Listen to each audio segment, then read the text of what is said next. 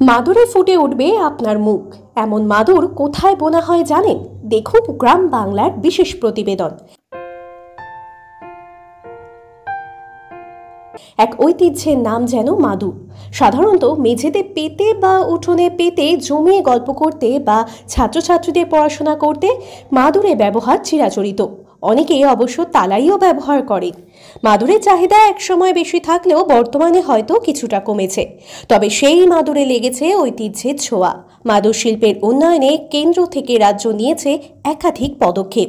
সেই মাদুরে যদি আপনার মুখের ছবি ফুটে ওঠে, তাহলে অবশ্য ব্যাপারটা মন্দ হয় না। কিন্তু কোথায় বোনা হয় সেই মাদুর? পশ্চিম মেদিনীপুর জেলার সবং ব্লক শুধু একটি প্রশাসনিক নাম নয়, এক ঐতিহ্যের ঠিকানা। সবং ব্লকে মাদুর শিল্প আজ দেশের গণ্ডি পেরিয়ে পৌঁছে গেছে বিদেশে মাটিতে। সবং ব্লকে বিভিন্ন গ্রামে গেলেই দেখতে পাবেন ঘরের উঠোনে, বারান্দায়, কখনো আবার খোলা উঠোনে নিপুণ হাতে মাদুর বুনছেন পরিবারের মহিলারা।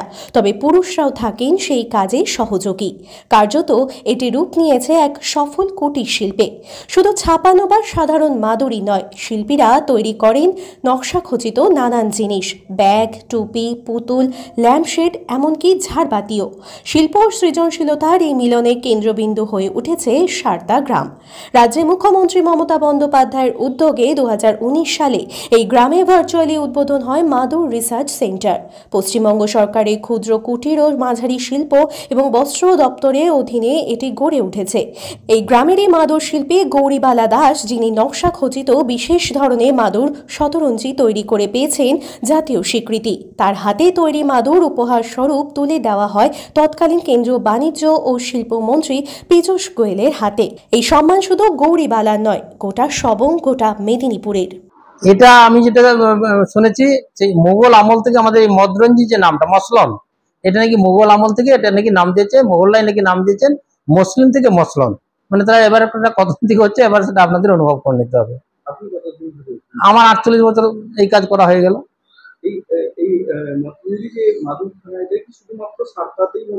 না, সাতটাতে তো মূলত হতো, এখন আশপাশে আমাদের গ্রামের মেয়েদের অন্যত্র বিয়ে শাদী দেওয়া হয়েছে, তারাও সেখানে গিয়ে হয়তো কাজ শুরু করেছে। এরকম ভাবে অনেকটাই ছড়িয়ে ছিটিয়ে গেছে। মাদুর বলতে অনেক দেবদেবী মূর্তি, কোনো মহাপুরুষের ছবি, এটা তো আমরা বানাই। এবং অনেক সময় আমাদের আগে একটা পিরিয়ডে ছিল বিয়ে বাড়ি কিংবা কোনো প্রেজেন্টেশন হিসাবে শুভ বিবাহ লেখে বিয়ে বাড়িতে প্রেজেন্টেশন দেওয়া হচ্ছে, পাত্রপাত্রীর নাম দিয়ে এটা করা হতো। এখন তো বিভিন্ন রকম দেবদেবী মূর্তি, প্রাকৃতিক সিনারি, এসব করে আমাদের এটা করা হয়। এই মুহূর্তে কতগুলো আইটেম বানিয়ে দিতেছে আমাদের টোটাল মাদুর, যদি মদরঞ্জি বাদ দিয়ে যদি টোটাল মাদুর আইটেম ধরা যায়, 60-র উপরে আমাদের আইটেম বানানো হয়েছে এখন।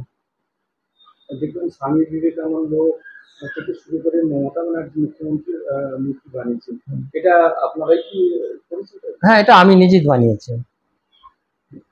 এটা শুধুমাত্র আমাদের রাজ্যে না, বাইরেও গিয়েছে? হ্যাঁ, মদরঞ্জি আমি 2015 সালে আমার মাল কিছু জাপান গিয়েছিল, মদরঞ্জির ব্যাগ জাপান ভাই এক্সপোর্ট হয়েছিল, আমরা সব ভাইয়া হিসাবে দিয়েছিলাম। মানচিত্র এঁকেছেন ভারতের? হ্যাঁ হ্যাঁ, এটাও আমি করেছি। যা মাদুরের কাজটা এখানে দেখলাম সবই আমারই বানানো। শুধুমাত্র সবংই মাদুর প্রসিদ্ধ বলেই জানা গিয়েছে, তার মধ্যে সাতটা মূলত বিখ্যাত বললেই চলে। আমার নাম অশোক জানা, বাড়ি সাতটা, সবং, পশ্চিম মেদিনীপুর।